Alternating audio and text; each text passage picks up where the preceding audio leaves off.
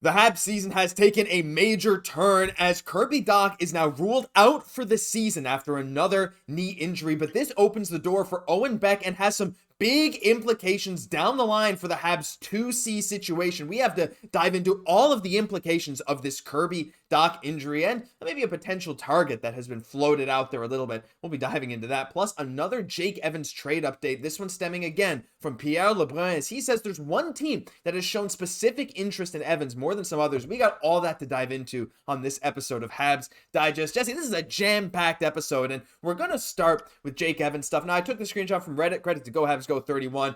I couldn't find the video again, so this is the quote basically. Pierre Lebrun said that Kent Hughes is telling NHL teams, first of all, they have many draft picks. We're not trading Evans and Armia just because they're UFAs, Jesse. We want something real and tangible. There's some interested teams such as Winnipeg, Toronto, Edmonton, New Jersey, and Minnesota. But Pierre Lebrun said that Minnesota has shown a particular interest. And right now, Jesse, they are destroyed with injuries. Yoel Eriksson is out likely 6 to 8 weeks. Kaprizov is injured. Look at that top six. That second line is not so great. Their penalty kill's been bad as of late. What are your thoughts on, first of all, Kent Hughes saying, like, look, I don't care. We're not moving these guys just because they're UFAs. Give us something real, and maybe Minnesota as well as a potential partner. How is the Wild doing so well with that lineup? Good Sorry, question. Josh. I know they got a couple injuries right now. It is rough. You can understand why they're looking at Jake Evans, but like I'm loving Kent Hughes' approach right now of like the time to be more competitive has arrived. We're going to be good for years for the Montreal Canadiens. We're going to be having great prospects. It's really been a masterclass of really rebuilding through the draft. We got a little bit of everything right now, and it's really going to come through. So I'm loving this change in perspective. Obviously, the question is, what are we getting back? And that's what's kind of so tough, though. It's like, you feel in any trade with Jake Evans, like, for the amount that we're paying him, we're not going to get that back. It's just with the contract here, there's something tough. Josh, I'm just feeling right now, though, the first trade to go down for the Montreal Canadiens will be Yoel Armia. I just feel like they want to wait with Evans. He's a little bit more valuable to the team as we get closer, just a week away. But they're going to want to get that to the 11th hour, to see where the Montreal Canadiens are at in the standings. Secondly, to drive home more of a price there. And as well, like with Savard, there wasn't quite of a demand as there was before. It's hard to feel like he's going to be the first play that Kent Hughes does, So I think that Yoel Armia is the easiest piece of first business for Kent Hughes to do, and I think he could take care of that. I mean, and the Wild are looking at him as well. Yeah, like there's a lot of interesting names that they could take on because, like, again, getting that support down the middle and even on the wing for the PK is going to be big for them. And yeah, it just makes a lot of sense. But also what makes sense is like, look, they are not in a fantastic position to give up future draft capital. Now, they are entering their contention window. They have a bunch of great young players, Matt Boldy, Marco Rossi, Brock Faber, Jesper Wallstedt coming up in the system. So they kind of can afford to get rid of some picks, but again, like they're missing their first this year. They're missing their second in 27. They're missing their third this year. They have some prospects that might not make that full jump. I mean, look, they do have David Juraj. Don't imagine they'd move him in a Evans or Armia trade, but they have guys like Riley Heidt, Hunter Haight, a few guys that could potentially be moved. Even Liam Ogren, though, as a Wild fan, I don't think I'd give him up for Jake Evans. I don't know. But at the same time, Jesse, there's a lot of options, is what we're saying. There's a lot of teams in a big market for Jake Evans and Yoel Armia, and I think you honestly might be right. Armia is getting more interest than we think. Again, the cap hit, I think, is a little more difficult, but for a team like Minnesota with some LTIR space now, it is possible. But we want to know what you guys have to say about potential Minnesota Wild trade or just Jake Evans and Armia in general as we approach this deadline. Let us know down below. But Jesse, we got to unfortunately talk about something that went down today. Look, all you guys probably already know this, so we're not gonna talk about this too much. I mean, Jesse, just first off, what do you feel about this? Man, I just feel bad for our boy Kirby. I mean, second surgery on the same knee within just over a year. I don't know. Do you think that experiment of him as the 2C is over? It is. I feel the experiment for him as the 2C is over. It's just the worst case scenario. Like, what was holding him back was this very same injury that he just got. Like, this is the last thing that Kirby Dach needed. Now, I'm not saying that he's like his time with the Montreal Canadiens is over. Maybe he gets put into a third line role. Maybe we could kind of keep him in that capacity. I'm okay with keeping Kirby Dach as long as we have a very serviceable, very good 2C. As long as that role is getting filled, maybe there's a world where Kirby Dach can still be on that team. That being said, you have to feel if he's going in that third line type of role, that more physicality is going to be kind of demanded in his game. which he hasn't shown the greatest propensity to really kind of take on here. So it's going to be really interesting to see going forward. This is just, we know it's a tough sport. Like, this is absolutely devastating. It's not like with the Line A injury where there was just like something super clear. We saw like this horrific injury taking place. Like with Dach, it was a little bit more subtle. Like, you have to feel for him, because I feel like there's beneath the knee injuries, like there's a really good hockey player there. He showed us. It's just that happened. Couldn't quite get into his momentum. What's kind of tough here is that he's going to need to have the surgery before he's having his conditioning, which affects his start time next year, potentially. Just his whole rhythm has been off, which is kind of at the root, I think, of his issues right now. Anyway, we're hoping the best. I don't want to lose faith completely with him as a Montreal Canadian, because I think he can be a valuable asset if he's on the third line, if he's playing wing, and who knows where it kind of goes from there. But even, let's say, for like being a centerman in the future, I think that experiment more than anything else is done. I think he should really play a little bit more on the wings. Who knows, though? Maybe he's able to get back onto a second.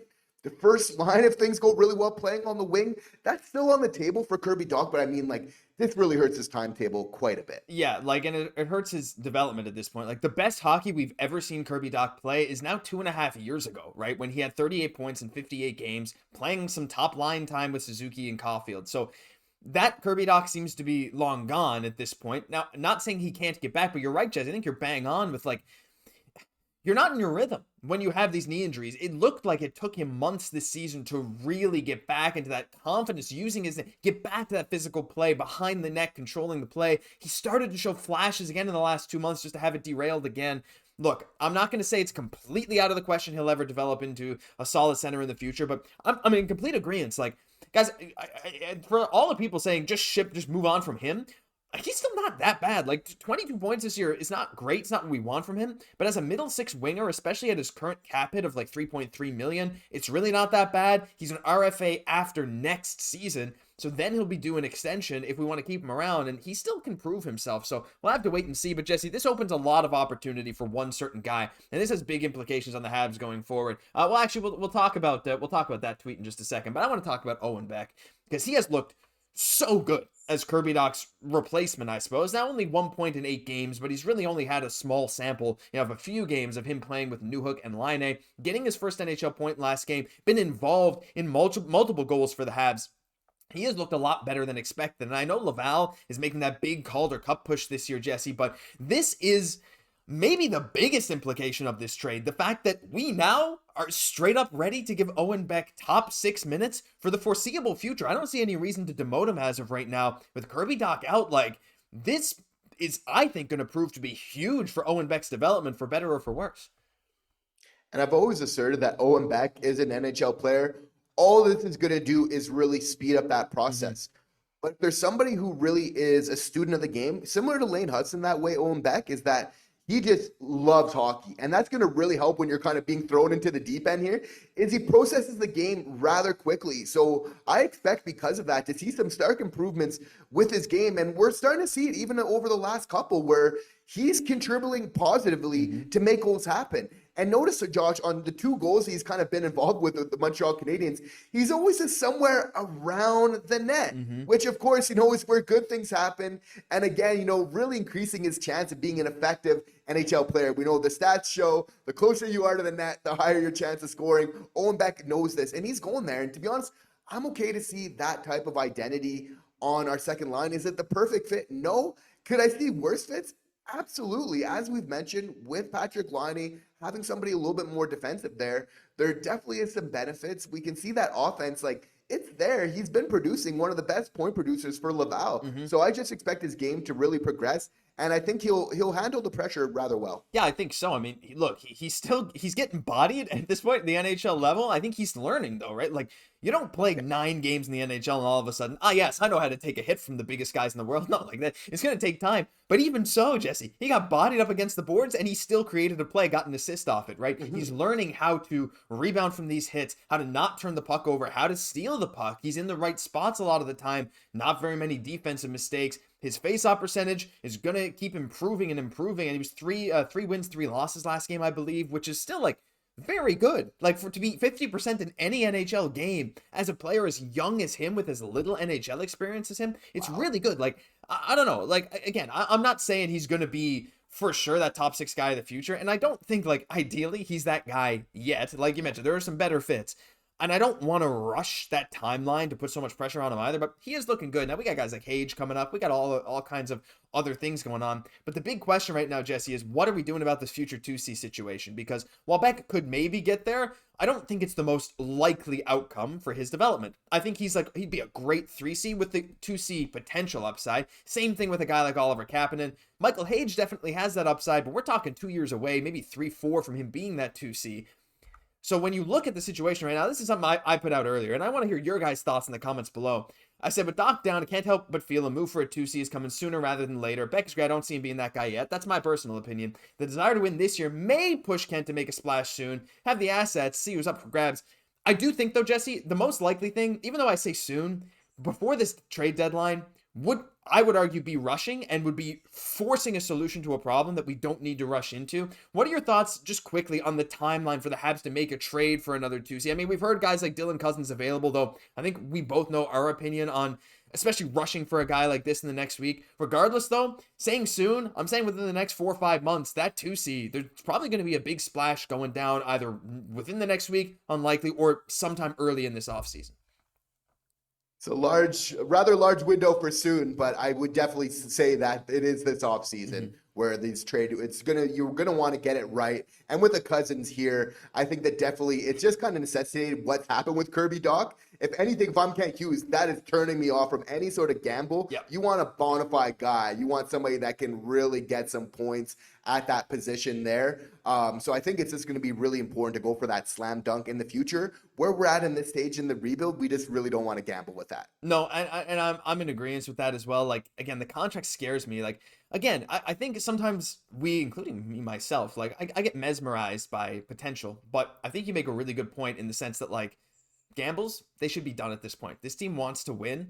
These experiments, Kirby Dach didn't maybe work out the way we wanted them to. New hook, still, I guess, a bit to be seen. But a guy like Cousins would just add more uncertainty. The Habs want certainty. And that 2C, hey, it might come soon, might come in the next week, it might not. Probably not. We'll have to see. What do you guys think, though? I've seen a lot of Habs fans throw out Cousins' name, throw out names like Xhekaj, saying there's a trade coming in the next week to replace Dach. But I don't know what you guys have to say down below. It's very interesting. That'll do it for this episode of Habs Digest. If you enjoyed, leave a like, comment, and subscribe to the channel. We're pushing 20,000. We're so close. I just wanted to thank you guys so much for watching every single day.